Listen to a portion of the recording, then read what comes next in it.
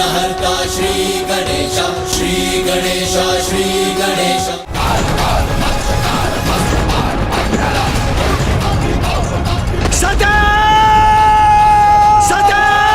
तो अब महादेव को कौन शांत करने वाले थे ब्राह्मण देवता? माता शैलपुत्री। नवरात्रि में प्रथम पूजा तो माता शैलपुत्री की होती है, किंतु इनसे जुड़ी कथा तो अब भी शेष थी राजा देवोदास। उधर प्रजापति दक्ष नंदी एवं अन्य गणों के साथ अब कुछ अनुचित करने जा रहे थे।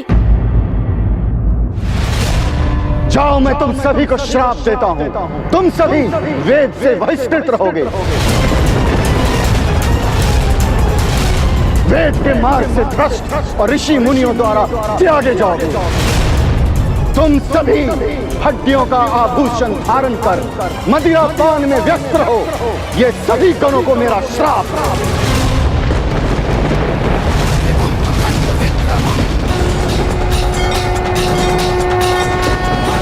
ये तीव्र वायु प्रवाह, ये प्रचंड ध्वनि, ऐसा अंधकार, ये सब क्या हो रहा है?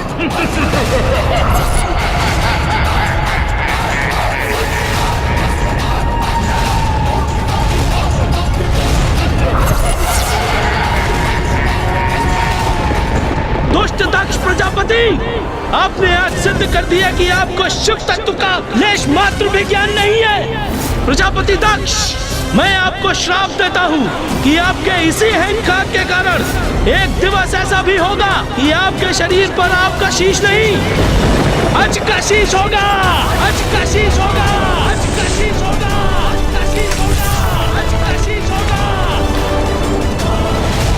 जो धर्म का पालन ही नहीं करते, वो श्राप दे भी तो क्या है, उसका श्राप फलित ही नहीं होगा। प्रजापति दक्ष, आप अपने अहंकार की सभी सीमाएं लांघ चुके हैं और अब इसका परिणाम भुगतने के लिए तत्पर हो जाइए।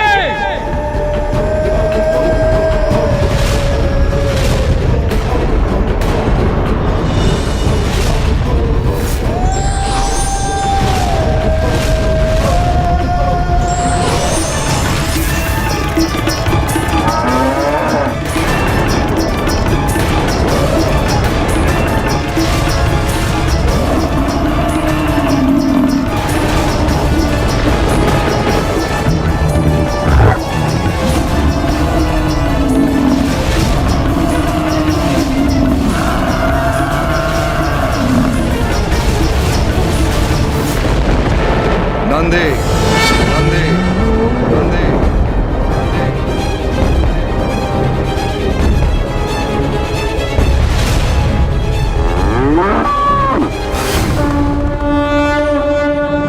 प्रजापति दक्ष और नंदी के इस व्यवहार के कारण तो महादेव का क्रोध अपने चरम पर होगा ना? फिर क्या हुआ ब्राह्मण देवता?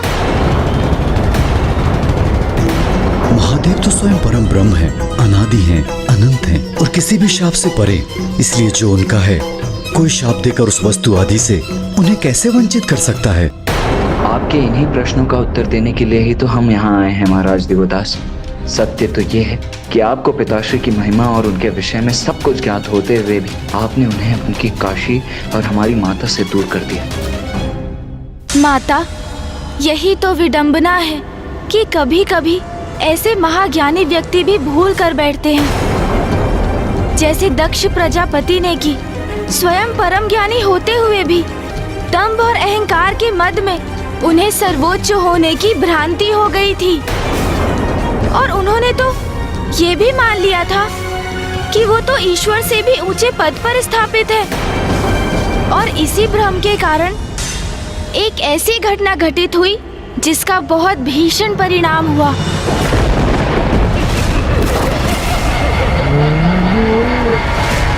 शांत हो जाओ सभी।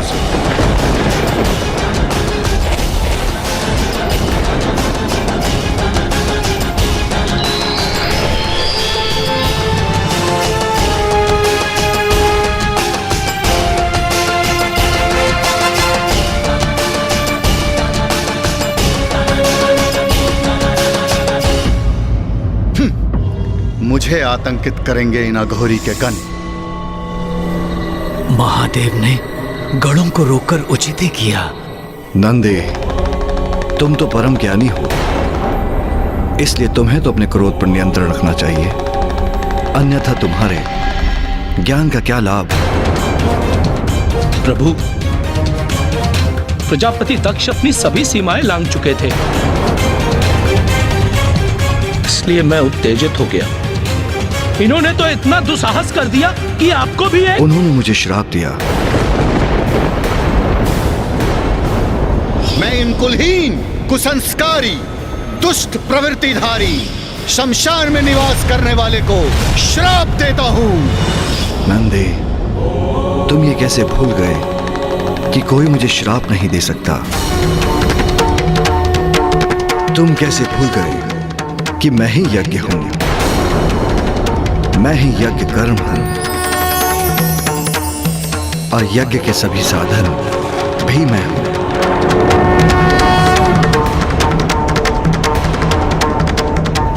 यज्ञ की आत्मा भी मैं हूं, यज्ञ प्राण यजमान भी मैं हूं।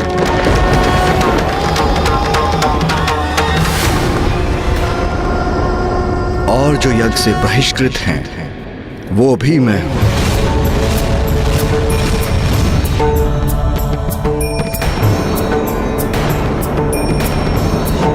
फिर ये कौन? तुम कौन? वास्तव में मैं ही सब हूं। अच्छा, तो इतना अभिमान है इन्हें, मेरे श्राप को व्यर्थ बताकर अपनी महिमा का बखान कर रहे हैं ये वनवासी। महादेव, उससे बहुत बड़ी भूल हो गई। मुझे क्षमा कर दीजिए प्रभु। वृषभ के सिंह भी घातक होते हैं। अघोरी और उसका गण विचित्र स्वांग रच रहे हैं यहाँ। भूल का आभास व्यक्ति के हृदय को निर्मल कर देता है, और फिर भूल कैसी भी हो, व्यक्ति क्षमा योग्य हो जाता है। चलो नंदे,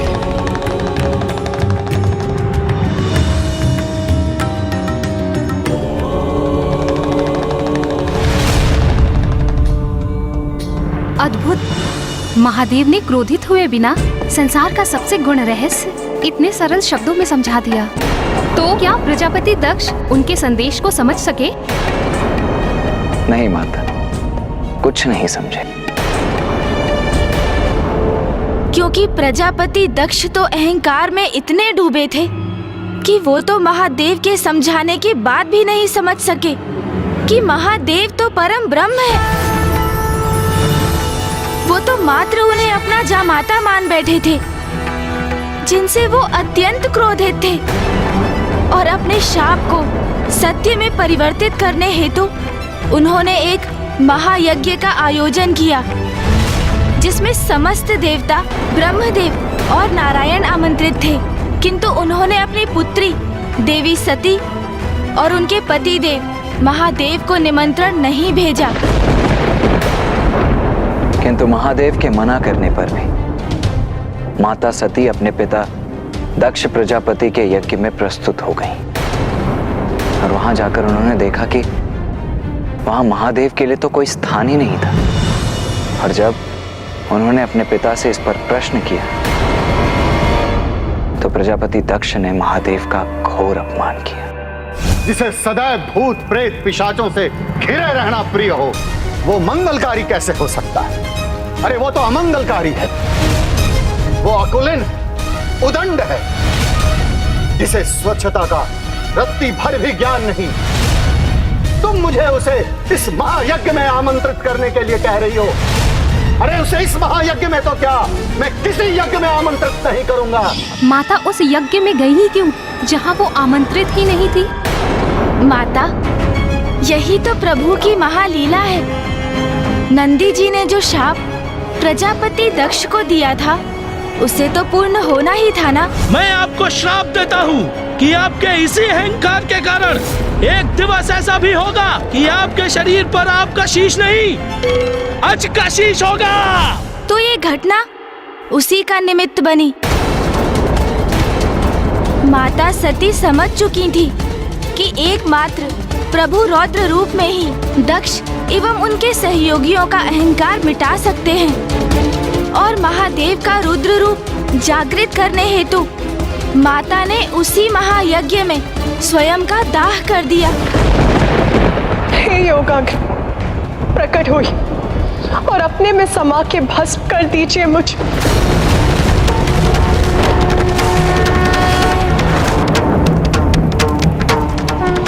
जब महादेव को ज्ञात हुआ कि माता सती ने स्वयं का दाह कर दिया है, तो क्रोध में आकर उन्होंने अपना रौद्र रूप वीरभद्र जी को अपनी जटाओं से प्रकट किया और माता भद्रकाली का आवाहन कर उन्हें दक्ष के विनाश का आदेश दिया।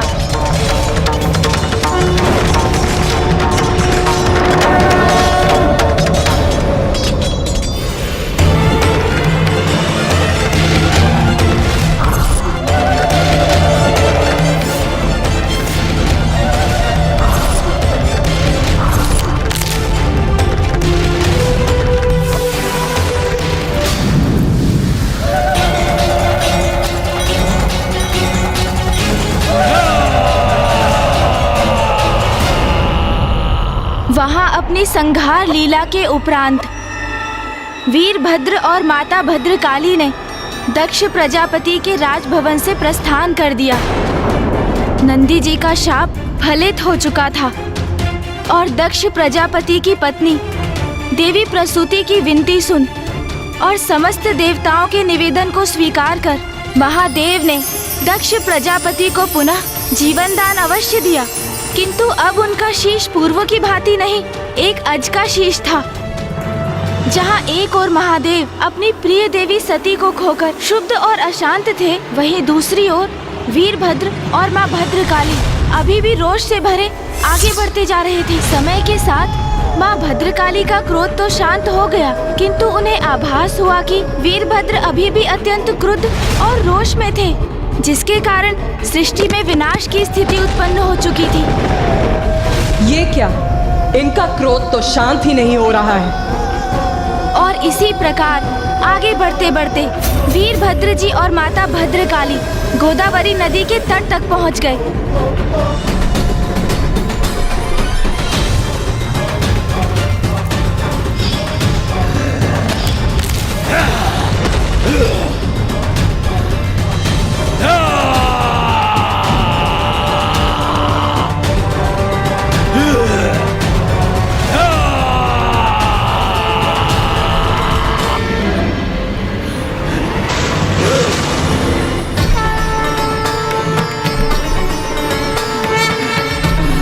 देवी सती के देहावसान के पश्चात महादेव से उनके विलग होने के कारण ही वीरभद्र जी अत्यंत शांत और कुपित हो उठे थे और रोष से भरकर उनका अशांत मन सृष्टि में चारों ओर प्रलय मचा रहा था। अब अवश्य शांत होंगे प्रभु।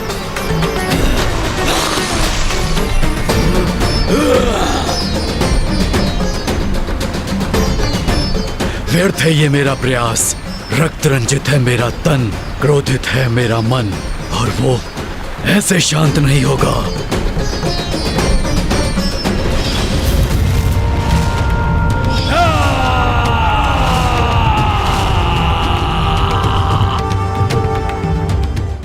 एक ओर गोदावरी नदी के तट पर वीरभद्र जी का क्रोध ज्वालामुखी के समान फटने ही जा रहा था और दूसरी ओर दक्ष प्रजापति के राजभवन में महादेव देवी सती के पार्थिव शरीर को अपनी भुजाओं में भर स्वयं पर नियंत्रण खो बैठे थे।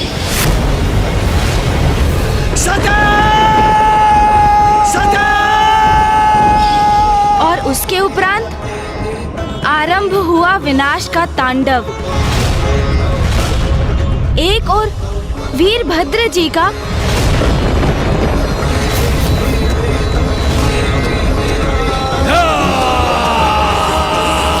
तो दूसरी ओर स्वयं महादेव का।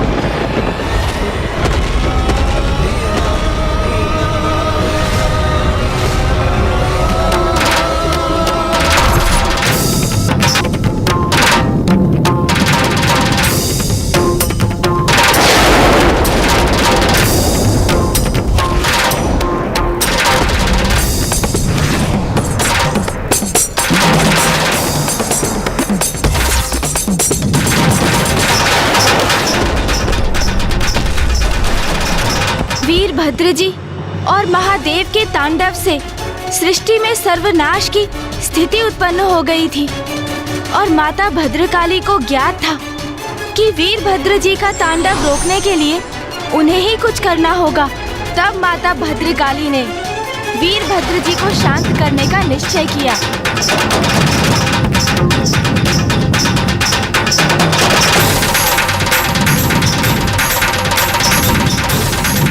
प्रभु के आवेश से उत्पन्न ऊर्जा तो मुझे उन तक पहुंचने भी नहीं दे रही है और उन्हें तो जैसे मेरे होने का आभास भी नहीं, किंतु मुझे उन्हें शांत करना ही होगा, उन तक पहुंचना ही होगा मुझे।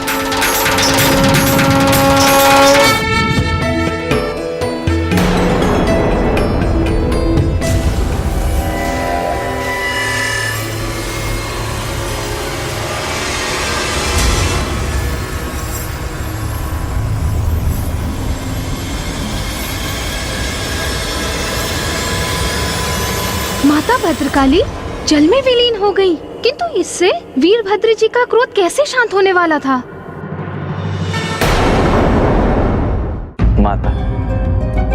माता भद्रकाली जब पुनः जल से बाहर आई तो वो अपने मूल रूप से भिन्न रूप में थी। अर्थात ब्राह्मण देवता, क्या था उनका रूप?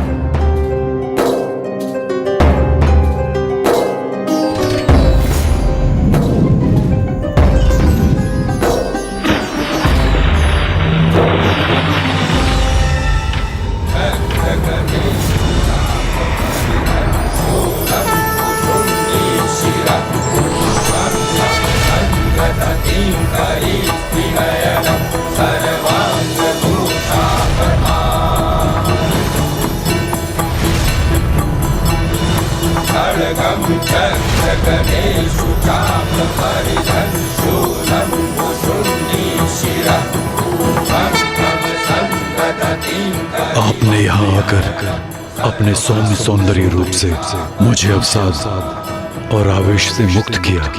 मैं आपका साथ पा सकूं, ये मेरी इच्छा है। कहिए देवी, क्या आप मुझसे विवाह करना स्वीकार करेंगी?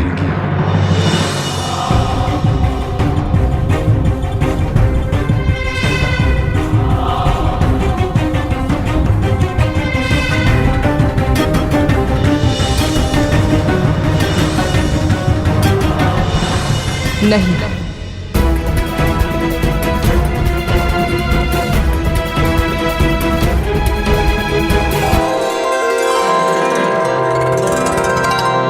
स्वामी, पाणी ग्रहण संस्कार के पूर्व आपको मेरा स्पर्श करने की अनुमति नहीं। अर्थात माता वीरभद्र जी से विवाह के लिए तैयार हो गईं।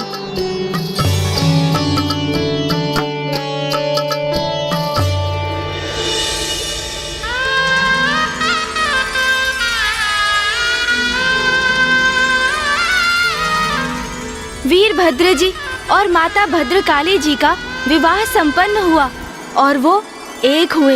इस प्रकार माँ भद्रकाली ने क्रोधित एवं शुद्ध वीरभद्र जी का क्रोध पूर्णतः शांत कर दिया। और महादेव को कौन शांत करने वाला था? और उनका तांडव कौन रोकने वाला था? महादेव के रोष का तांडव तो तभी रुक सकता था जब माता सती का शरीर उनसे विलग होता। इसीलिए देवताओं ने श्री हरि नारायण से प्रार्थना की कि वो इस स्थिति में हस्तक्षेप कर उसे संभाले। श्री हरि नारायण के सुदर्शन चक्र ने माता सती के पार्थिव देह को 51 भागों में विभक्त कर महादेव से पृथक कर दिया और फिर माता सती के देह के अंश जहाँ जहाँ पृथ्वी पर गिरे वहाँ शक्ति पीठ स्थापित हुए। एक और माता भद्रकाली से वीरभद्र जी का विवाह उनके शांत होने का कारण बना, तो वहीं दूसरी ओर देवी सती का संसार से लोभ उनके सौम्य रूप से रौद्र रूप में परिवर्तन का कारण बना।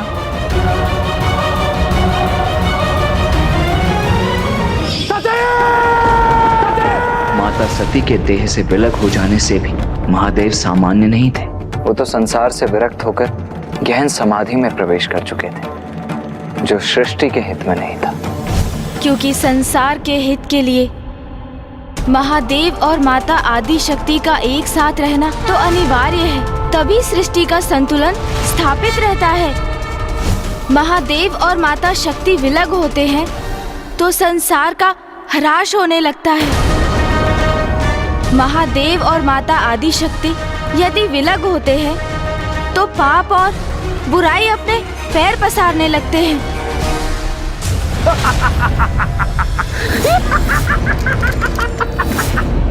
महादेव और माता आदि शक्ति के विलग होने से कभी कुछ भला नहीं हुआ है, ना तब और ना ही कभी और। अनर्थ? महादेव और देवी सती का विलग होना अर्थात महाअनर्थ। आप भी तो उनके विलग होने का एक कारण है राजा देवोदास।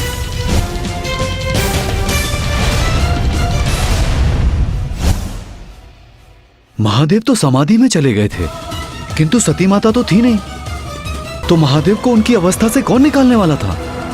माता शैलपुत्री।